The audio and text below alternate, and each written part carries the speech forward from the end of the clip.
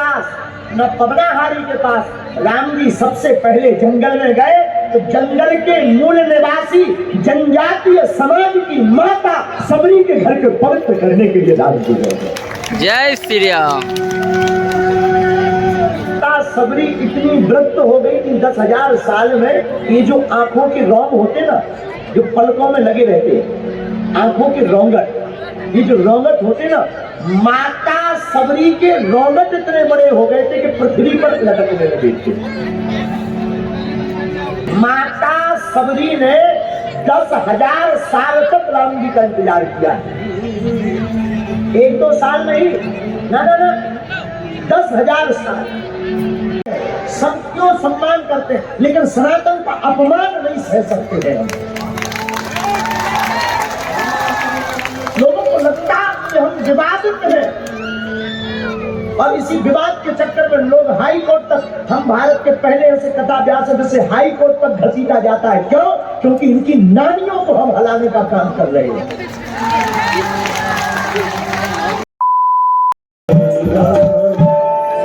भगवान राम माता सबरी के आश्रम आए।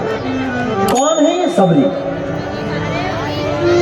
जिनके घर राम आए कौन थी?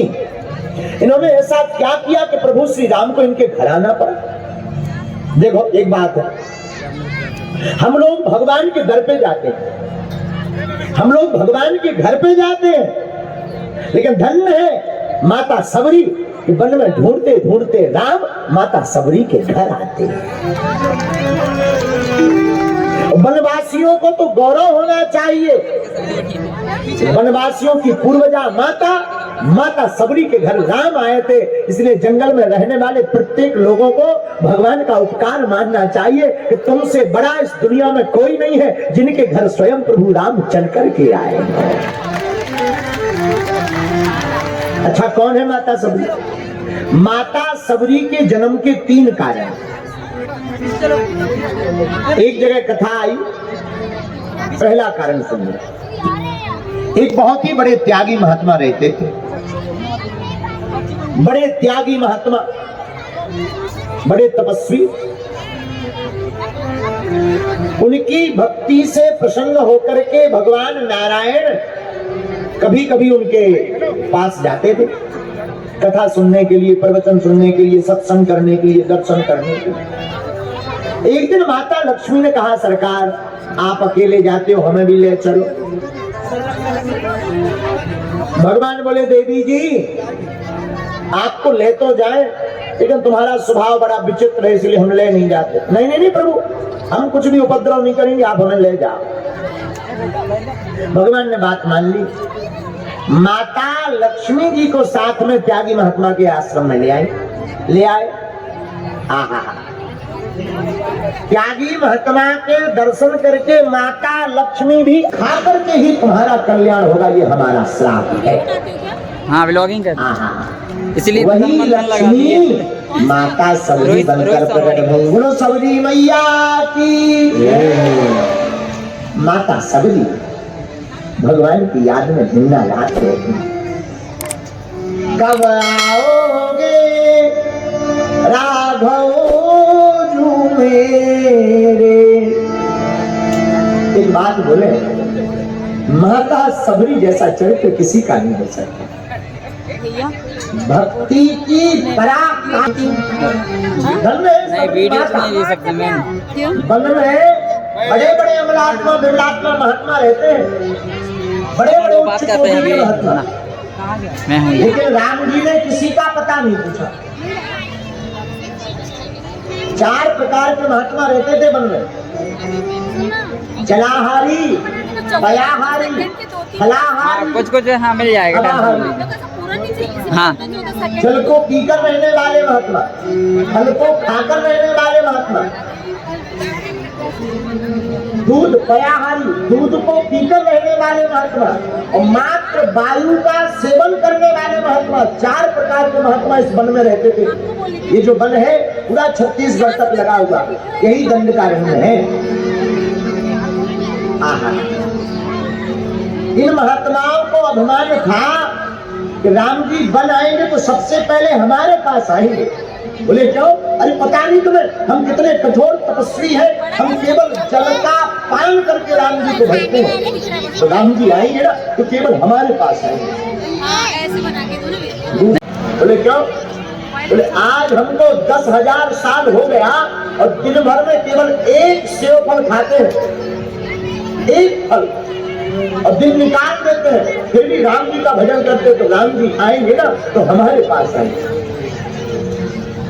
लेकिन चौथे महात्मा बोले चुप हो जाओ, भैया हम लोगों को लो ना तुम्हारे वीडियो। न राम जी जलाहारी के पास आएंगे, हमारे रघुनाथ जी वन में रहने वाले इन चारों महात्माओं के पास नहीं गए, न जलाहारी के पास, न पयाहारी के पास, न फलाहारी के पास, न पवनाहारी के पास।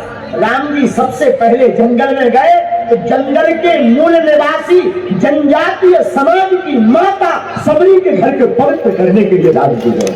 जय श्री राम। ये हमारे रघुनाथ जी का स्वभाव है।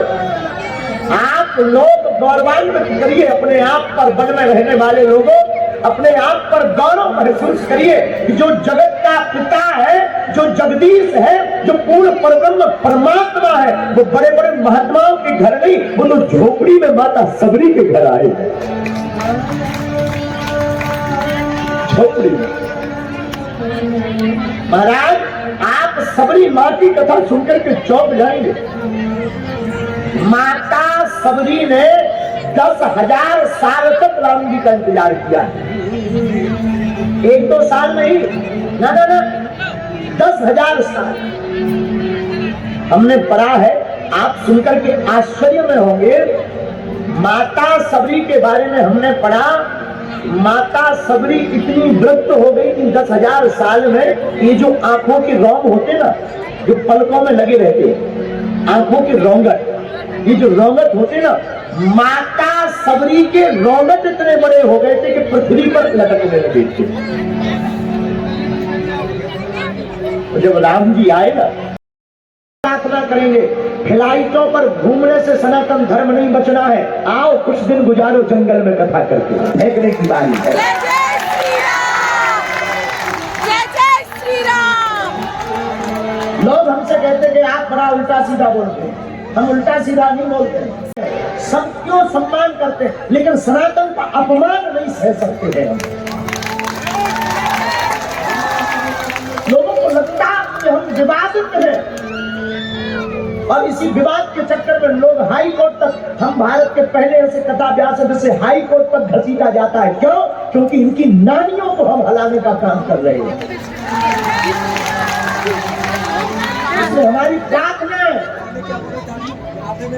भारत में सनातन संस्कृति के संरक्षण के लिए अब वन में रहने वाले प्रत्येक वनवासी को अपने द्वार पर झंडा लगाना चाहिए।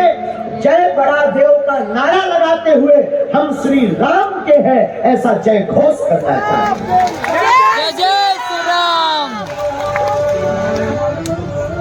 साधु जी सीताराम।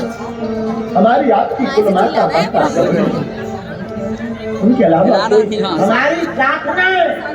हम विवादित बयान न्यूज के लिए तो बिल्कुल भी नहीं, सबके प्रति हमारा सम्मान है।